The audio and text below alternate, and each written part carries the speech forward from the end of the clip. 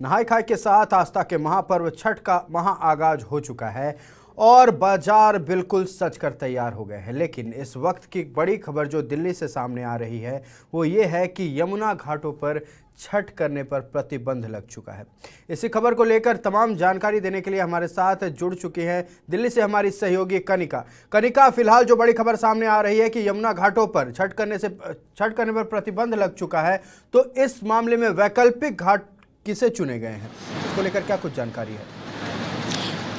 जी बिल्कुल आयुष, जिस तरह से दिल्ली सरकार ने कल एलजी ने ये प्रस्ताव पास किया कि जितने भी दिल्ली में यमुना घाट हैं वहां पे छठ का आयोजन किया जाएगा, परंतु आज जब सुबह 2 बजे के करीब एनजीटी ने ये ऐलान किया कि कालिंदी कुंज का जो घाट है वहां पर छठ का पर्व नहीं मनाया जाएगा, वहां पे किसी तरह का इंतजाम नहीं किया जाएगा। तो ये कहीं ना कहीं एक बहुत बड़ा फैसला है दिल्ली सरकार की ओर से लिया गया है, क्योंकि लगातार हमने देखा है कि दिल्ली सरकार की ओर से कहा गया है कि 1100 घाटों का इंतजाम किया जाएगा, 25 करोड़ का एक बजट दिया गया है केवल और केवल छठ पर्व को मनाने के लिए, क्योंकि एक बहुत बड़ा पर्व है, कई लोगों की आस्था इससे जुड़ी हुई है और कहीं ना ये क्लैरिटी नहीं हो पा रही, क्योंकि अभी भी आज हमने देखा कि नहाय खाए की जो रस्म होती है, जो दिन की शुरुआत हुई है, उसमें जो लोग हैं वो यहाँ पर आए थे, क्योंकि नहाय खाए का जो दिन है उसको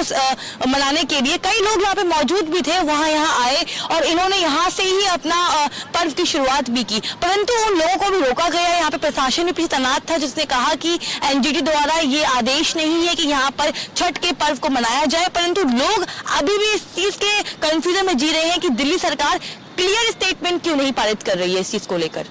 आयुष, यमुना घाट पर छठ करने पर प्रतिबंध जो लगा, इसको लेकर राजनीति भी तेज हो गई है और कई लोगों का कहना है कि अरविंद केजरीवाल पक्षपात कर रहे हैं। इसको लेकर इसके बारे में क्या कुछ कहेंगे कनिका? जी बिल्कुल, देखिए लगातार देखिए दिवाली की अगर हम बात करें तो दिवाली पे जिस तरह से पटाखे बैन किए गए, उसके बाद लगातार ये आरोप लगते आए हैं कि अरविंद केजरीवाल जो है वो हिंदू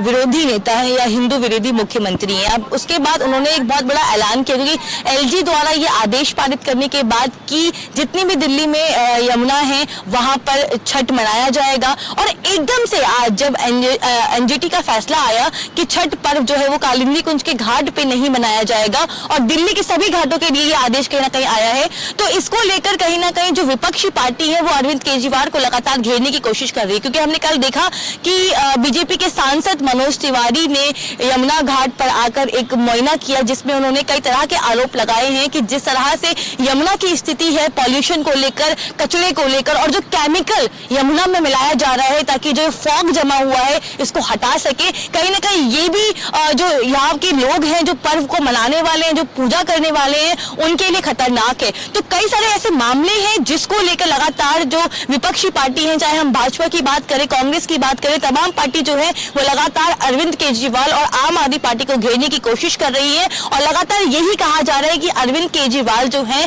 वो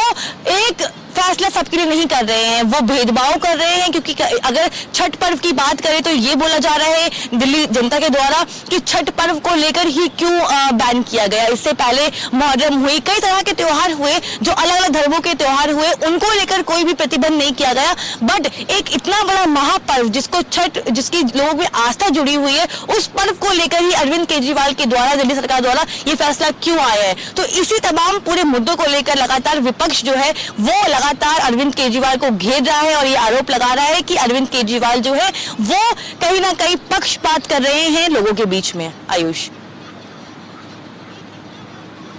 के बारे में राजधानी में भी कई बिहार वासी हैं जो रहते हैं और फिलहाल हमारे दर्शकों को जानकारी दे कि इस महापर्व को लेकर, छठ के महापर्व को लेकर राजधानी दिल्ली का क्या माहौल है कनिका?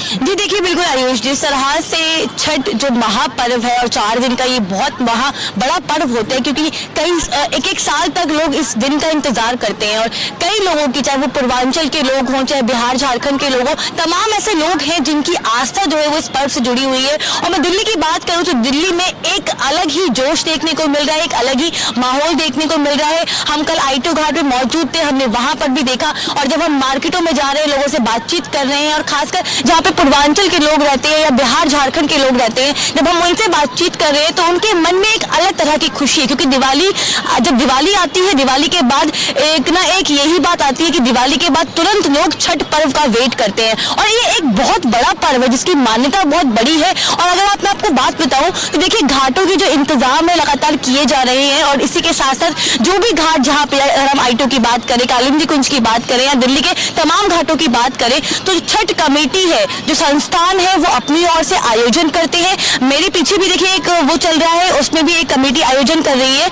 और एक और चीज है कि लगभग कई सालों से दिल्ली में बड़े धूमधाम से इस पर्व को मनाया जाता है आयुष, तो लोग बहुत ही उत्सुक है इस चीज को लेकर। कहा कि धूमधाम से छठ महापर्व को मनाया जा रहा है, लेकिन खरीदारों का कहना है कि इस बार सब्जियों और फलों के दाम जो है वो आसमान छू रहे हैं। उनका कहना है कि पिछले साल के तुलना में इस वर्ष लगभग दोगुने दाम में सब्जी और फल बिक रहे हैं। तो इतनी महंगाई के बाद भी इस महापर्व की आस्था कम नहीं हुई है, लोग धूमधाम से मना रहे हैं। इसकी जानकारी दें, क्या कुछ महंगाई में बढ़ोतरी हुई है इस बार?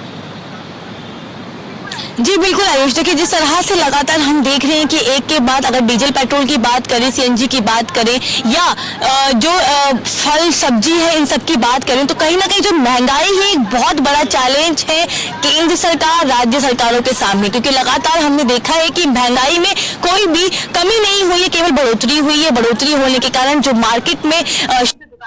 दुकानदार हैं, कहीं ना कहीं वो परेशान भी है इस चीज को लेकर। और आए दिन हम देखते हैं कि आम जनता भी ये मुद्दा उठाती है लगातार कि जिस तरह से महंगाई बढ़ रही है, लोगों का पालन करना, लोगों का गुजारा करना बहुत मुश्किल है। बट इसी के साथ साथ एक और चीज आती है, जब हम त्योहारों की बात करते हैं, जब हम त्योहारों के संदर्भ में बात करते हैं, तो हमें मार्केट में एक दूसरी तस्वीर देखने को मिलती है कि चाहे महंगाई कितनी भी क्यों ना हो, चाहे फलों के दाम या सब्जियों के दाम कितने भी क्यों ना बढ़ जाए, परंतु जो लोगों की आस्था है वो वैसे की वैसी ही रहती है, क्योंकि लोगों का जो आस्था है, जो उनकी पूजा है, जो उनकी भक्ति है, उसमें कभी भी कमी नहीं आती है। और छठ पर्व को लेकर मैं कई तमाम मार्केटों में गई, लोगों से बातचीत की, दुकानदारों से बातचीत की, उनका साफ तौर पे कहना है कि हाँ महंगाई है इस बार, कई महंगे, पीछे जो सप्लाई हो रही है वो भी महंगे रेट पे फल फ्रूट मिल रहे हैं, सब्जियां मिल रही हैं, परंतु जो आम जनता दुकानों पे खरीदारी के लिए आ रही है वो वैसे की वैसे ही देखने को मिल रही है। परंतु लोग कहीं ना कहीं अपने मन में ये बात लेके चल रहे हैं कि जनता बड़ी परेशान है महंगाई को लेकर, बट इससे कोई त्योहारों पे फर्क नहीं पड़ रहा है आयुष, मेरे हिसाब से। जी,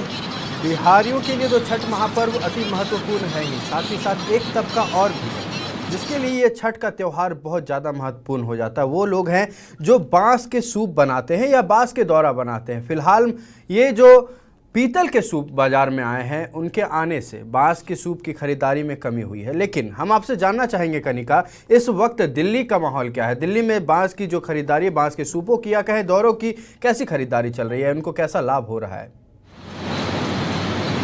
जी बिल्कुल आयुष, देखिए जिस तरह से छठ पर्व में हम बांस के सूप का उपयोग करते हैं, यूज करते हैं, और अब उसमें कहीं ना कहीं कमी हो गई है, उसमें बढ़ोतरी नहीं हो पा रही है, तो कहीं ना कहीं ये एक उन लोगों के लिए परेशानी का कारण बन चुका है जो इसको अपना रोजगार मानते हैं और रोजगार के तहत अपने जीवन को जीते हैं। अगर मैं दिल्ली की मार्केटों की बात करूं तो तमाम तरह के जो डिजाइनर्स कह सकते हैं कि अलग अलग वैरायटी के सूप देखने को मिल रहे हैं। ऐसी बात नहीं है कि बांस के सूप नहीं मिल रहे, बांस के सूप भी देखने को मिल रहे हैं, क्योंकि मैं कल एक मार्केट में गई, वहां पे तमाम तरह की दुकानें थी जहां पे बांस के सूप मिल रहे थे। परंतु दिक्कत ये है कि जिस तरह से उनकी मैन्युफैक्चरिंग होती है, जिस तरह से पहले मिलते थे या जिस तरह से उनकी डिमांड थी, वो डिमांड जो कम हो गई है, जो सप्लाई कम हो गई है, उसके तहत जो महंगाई है वो बढ़ गई है। यानी कि अगर पहले देखा जाए, आज से 2 साल पहले या 1 साल पहले जिस तरह से उस टाइम पे डिमांड हुआ करती थी, वो डिमांड आज नहीं हो पा रही है, और वो जो सूप है वो बहुत महंगे मिल रहे हैं लोगों को। नारियल का महत्व बहुत ज़्यादा है और नारियल दक्षिण भारत से देश में सप्लाई होता है। तो अभी जो है डीजल और पेट्रोल के दाम बढ़ने से इन नारियल के दामों में भी अधिक वृद्धि हुई है, मतलब 2 गुने से ज़्यादा वृद्धि हुई है। तो इस बार छठ पर्व को लेकर नारियल की बाजार कैसे है दिल्ली में? देखिए, अगर मैं नारियल की बात करूं या बाजार की बात करूं तो देखिए नारियल को लेकर भी जो आपने बताया आयुष की लगातार हमने देखा है कि चाहे वो दिवाली हो चाहे वो छठ का पर्व क्यों ना हो, नारियल की डिमांड जो है जो लगातार बढ़ती आई है और बहुत ही अनिवार्य चीजें होती हैं क्योंकि जो बेसिक चीजें होती है पर्व को सेलिब्रेट करती है, एक चार चांद लगाती हैं। इसी के बाद अगर हम महंगाई की बात करें, जिस तरह से पेट्रोल डीजल सीएनजी के दाम बढ़ रहे हैं और सप्लाई को लेकर एक बहुत बड़ा फैक्टर जो एक जो प्रॉब्लम है वो लगातार जनता को फेस करने को मिल रही है, तो जो नारियल के व्यापारी हैं, जो दुकानदार हैं, कहीं ना कहीं उनका भी साफ तौर पे ये कहना है कि हमें पीछे से ही इतनी महंगाई में चीजें मिल रही हैं कि हमें आगे भी महंगाई बेचनी पड़ रही है। हालांकि देखिए मैंने आयुष लगातार आपको ये चीज बताई है कि पर्व में कहीं ना कहीं महंगाई का जो एक फैक्टर होता है वो कभी दिखता नहीं है, क्योंकि अगर हम धनतेरस की बात करें तो देखिए वहां पे भी उस टाइम पे बोलते हैं कि महंगाई है, बहुत दिक्कत हो रही है, लोग आमदनी नहीं है लोगों के पास, परंतु हमने कोई एक बड़ा ह्यूज डिफरेंस नहीं देखा। अगर मैं छठ पर्व की बात करूं तो मार्केटों में वही चहल पहल है, वही माहौल हो, चाहे हम सूप को लेकर बात करें चाहे हम नारियल को लेकर बात करें, डिमांड अभी भी उतनी है, बस प्राइस में और कमोडिटी में एक फर्क देखने को मिल रहा है। आयुष जी, यमुना घाट की अगर बात छोड़ देते और भी कई घाट है दिल्ली शहर में जहां छठ पर्व मनाया जाएगा, तो उसके बारे में जानकारी दे कनिका। कैसी सुरक्षा व्यवस्था है और क्या साज सजावट की गई है इस बार?